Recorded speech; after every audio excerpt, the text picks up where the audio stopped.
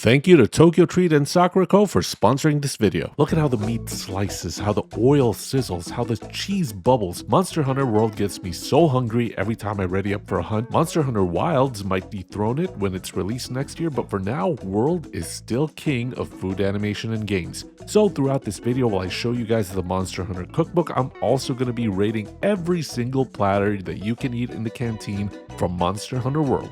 Starting with the Astera Chef's Choice Platter, this is the default meal cutscene in the base game. It comes in different versions, but the fully upgraded version comes with paella, shrimp and meat skewers, roast meat, and lobster seafood soup. Amazing variety with huge portions, 3 Michelin stars. When people think of Monster Hunter food, this dish is what they see in their head, so it's also fitting that it's the cover of the cookbook. Let's check out the Japanese version of the Monster Hunter Cookbook.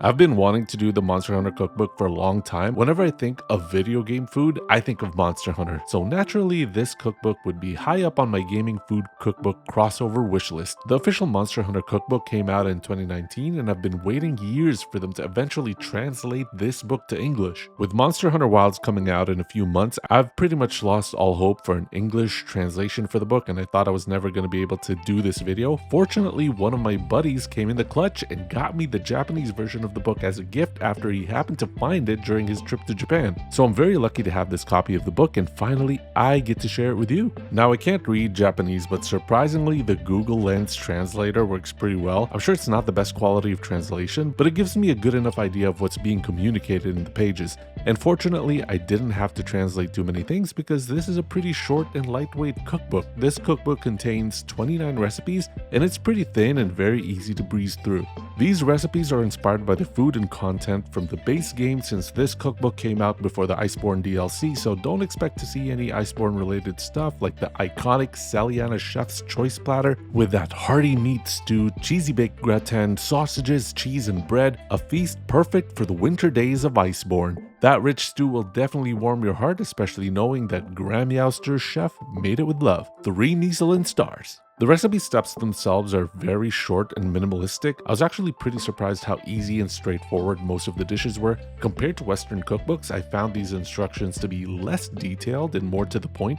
On one hand, the recipes feel very approachable and easy to follow, but it can also leave you guessing at what to do sometimes and craving for more detailed instruction. Fortunately though, almost recipe includes a series of visual aids for the steps which help provide context, even though they can be a tad small sometimes to fully take in. And speaking of visuals, I'm happy to report that every recipe comes with a photo, and a lot of the plating style is inspired by how the food looks like in Monster Hunter World. There is a card that came with a cookbook to address a couple of errors in one recipe, but no biggie. I like that they acknowledged it and provided the correction. Oh, and there's also a section at the end previewing the Monster Hunter bar in Tokyo, which is still open today. Pretty cool.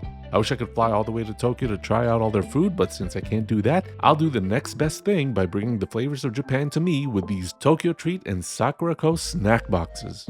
Tokyo Treat is a fun and exclusive Japanese snack box featuring exciting and unique flavors straight from Japan. This month's theme is Osaka Snackathon, which is packed with savory and sweet snacks that capture Osaka's iconic flavors. You'll get snacks like this chestnut flavored Kit Kat Mont Blanc, and I know wasabi chips ain't for everyone, but I love these wasabi and seaweed flavored chips, and it's even got this tart and refreshing Japanese plum soda. Now Sakura-ko is a monthly Japanese artisan snack box that supports local Japanese snack makers. Each box comes with 20 traditional, authentic, and artisan Japanese snacks, including Japanese teas and a special Japanese tableware. This month's theme is the Heart of Ishikawa, where you can experience Ishikawa's locally crafted artisan snacks that are inspired by its journey of hope, renewal, and revitalization of Ishikawa Prefecture, which experienced a massive earthquake earlier this year. Enjoy treats like the super soft Hojicha Kinako Mochi or the silky smooth and refreshing grape jelly. And I love senbei, but I never had yuzu flavored ones like these before, and these are so good.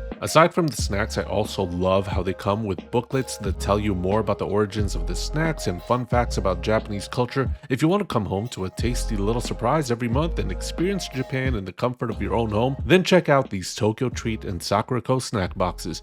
Use the link in the description or use the code MisoHungrie. Get it as a tasty treat for yourself or give it as a gift. Okay, let's jump back to the cookbook. As you can see here, I painstakingly Google translated 3 recipes from the cookbook, and I even scanned them and photoshopped them to their English translations just to make it easier to follow in the kitchen. So let's get to work on our Monster Hunter meal. First things first, we're gonna make that iconic paella dish from the chef's choice platter you order from Estera. For a paella recipe, this one is super simple. We're gonna start off by heating up some olive oil and frying up a teaspoon of minced garlic and about half a minced onion. Once the aromatics have softened and browned a bit, add in 4 shrimps with the heads on and 4 mussels and fry those up with onions and garlic. Then add in about 2 tablespoons of white wine and let the alcohol evaporate while adding some salt and pepper to taste. It doesn't say how long to cook the shrimp and mussels for, but these don't take too long to cook, so I just fry these up for a couple of minutes until the shrimp turned pink and the mussels opened up. After that, remove the shrimp and mussels from the pan and save the onions and garlic along with the juices for the next step. But before we go to the next step, can I review a couple more Monster Hunter meals? When spring arrives, hunters far and wide gather for the festival to enjoy the spring blossom platter with a roast beef sandwich, creamy sauce, more roast meat, and meat and veggie skewers. Lacks a bit of protein variety, but that bread looks mad good. 1 Michelin star. While we're feeling floral, perhaps you're feeling something more romantic and bougie like the full bloom platter with filet mignon and red wine sauce, soft boiled eggs, and scones with clotted cream and jam. Definitely the fanciest looking, but still lacking variety and is the stingiest of all of the meals. The steak looks perfect though. 1 Michelin star. Now, unlike traditional paella, which is usually cooked in a paella pan, the one we're making uses the good old rice cooker. We'll need 2 cups of rice. My translation of the recipe didn't specify what type of rice, but since it didn't specify, I'm gonna use jasmine rice, which I have a whole tub full in my pantry. Then it says to add in the leftover contents from the first step into the rice and add a specified amount of water. I don't know for sure what the book is referring to, but I'm assuming it's trying to say cook to package instructions. Whenever I cook jasmine rice, I always do a 1-to-1 ratio, so I went with that. Lastly, add a pinch of saffron and about a tablespoon of butter. Let this sit for 30 minutes before cooking this in the rice cooker. When the rice is cooked, the recipe calls for spreading it on a paella pan, but I'm gonna be using my cast iron skillet. Add the shrimp and mussels on top and some sliced green and red peppers for garnish, and bake this in the oven at 400 degrees Fahrenheit for 3 minutes for a simple and easy version of seafood paella. After spring comes summer, and with summer comes the summer twilight platter with fried rice and egg, grilled shrimp skewers, seafood stew, and roast meat. It's pretty much like the Estera Chef's Choice platter, but with less skewer variety, less rice, and less lobster, so it can't get as high of a score. Love that runny egg on the rice though. 2 Michelin stars. But if you really want to feel that summer heat, maybe go for the sizzling spice platter with grilled steak with roasted peppers, meat kebabs, roasted meat cubes, and meat bao buns. This is both a meat lover and a spicy lover's dream dish. I'd love more variety, but if you don't mind meat on meat on meat, then this might be the platter for you. 2 Michelin stars. Back to the cooking. We can't make that epic mound of paella without making those glorious looking skewers beside it. And of course, the cookbook has a recipe for that as well. First, we do some prep. For the meat skewer, we're going to be working with 400 grams of beef rib roast, and the cookbook says to let this come to room temperature for about 2 hours, then sprinkle salt and pepper all over it. While we wait for that to come to room temp, we're also going to be preparing the shrimp by cutting off the whiskers and deveining them. Then for the chicken, we gotta first make a sauce by combining 4 tablespoons of soy sauce, 2 tablespoons of mirin, a tablespoon of sake, a clove of garlic, and a tablespoon of ginger. Mix that all together and then combine that with 200 grams of chicken thighs cut into quarters. This chicken should marinate for at least 20 minutes. While we wait for the beef and chicken, let's take a look at some more Monster Hunter meals. This autumn harvest platter with fish Wellington with sweet and sour sauce, sausages, pumpkin stew, roast, cheese, and fruits is the perfect fall-themed comfort food. It's hard to tell exactly what's in that fish puff pastry, but that glistening sauce looks so good. 3 Michelin stars. And for Halloween, we go hunting for sweets like the ones in the fun fright platter with lime jello and whipped cream, candied apples, tiramisu cake, candies, cookies, and donuts. A full dessert platter full of fun colors. You'll probably get a sugar coma, but come on, you know you want to dig into that jello. Lime jello is the best jello, fight me. 2 Michelin star. Waiting is over, let's cook these skewers. For the meat, heat up some oil in a frying pan over high heat and brown the entire surface of the beef rib roast. It didn't say how long, but my steak is fairly thin, so I went with about 3 to 4 minutes per side, aiming for a medium rare. After that, remove from the frying pan and wrap in aluminum foil and let this rest for 30 minutes. Then cut the meat into 4 equal parts and thread each piece into skewers. That's one skewer done. For the shrimp skewers, simply just sprinkle some coarse salt on the shrimp and put this in the oven or grill for 20 minutes. Turn and grill for another minute. I went the oven route, but there's no mention of how hot the oven should be, so I went with 400 degrees Fahrenheit, and yeah, it looks like that worked out. One more skewer to go. For the chicken, remove it from the marinade and add some potato starch. Didn't say how much, so I decided to use about a quarter cup of starch here. Coat the chicken well, then fry them in oil that's heated up to 350 degrees Fahrenheit. The cookbook also didn't say how long to fry it for, so I just waited until golden brown, which took about 10 to 12 minutes. Skewer them all up and stick all of your skewers on halved pineapple. Looks pretty close to the game. Now we're gonna take a detour to the wintry lands of Iceborne to try a very wintry dish, the Winter Star Platter, consisting of cheese fondue, grilled meat skewers, roast meat, bread, and cheese. Of all the platters, I feel this doesn't have much variety in it, so although fondue is fun to do, I'm personally more excited for the other ones.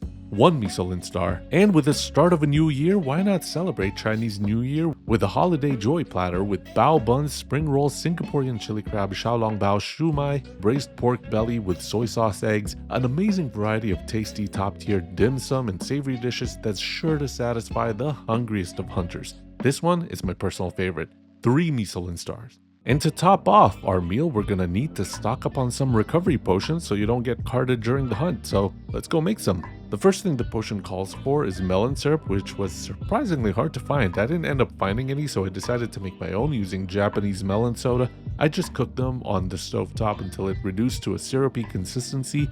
Used 1.5 tablespoons of that, along with 3 tablespoons of orange juice, the juice of 1/8 of a lemon, and a half cup of water all over some ice. That's pretty much it.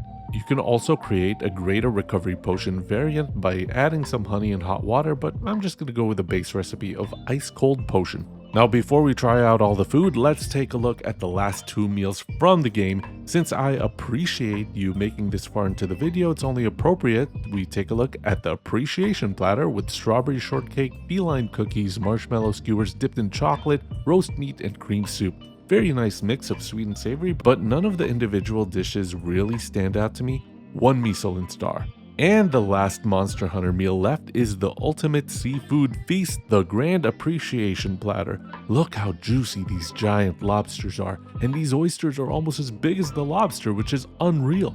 Now everybody knows shark finning is cruel and wasteful, but this plate of shark fin on bok choy probably doesn't come from sharks, but rather these Zamtrios. And if you're gonna use its parts to make weapons and armor, then you might as well eat the fin.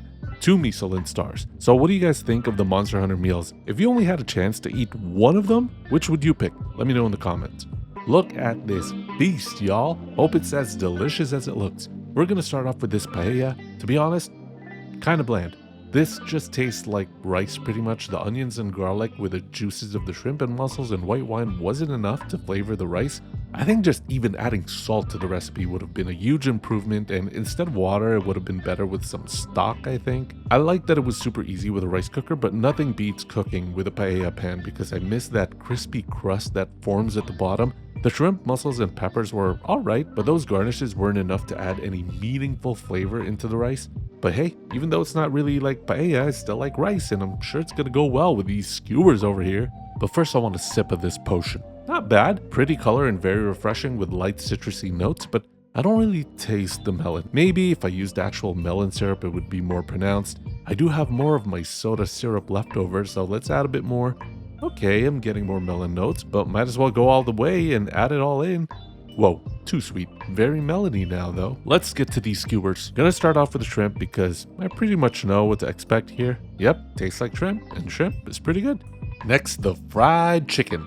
This is the MVP right here. A very, very good fried chicken. The first thing that stands out is how lightly crispy yet fluffy it feels. The potato starch makes it feel very cloudy, and it's a nice change from the usual hard crispiness of most fried chicken. The seasoning really comes through, and this chicken and meat with the rice, I'm a happy hunter. Now for the meaty stuff, this steak is damn good. Super tender and perfectly medium rare. Similar to the shrimp, it's just salt and pepper and super simple, but I don't know, for some reason, this is so much more satisfying. So is the Monster Hunter Cookbook any good? Now, I'm not the best judge with the language barrier, and I'm sure many things are lost in translation, but the food looks good, and I'm a fan of the simplicity of the recipes. Probably would be hard to find this nowadays, but I am hoping we get an English sequel after Wilds come out next year. Make it happen, Capcom.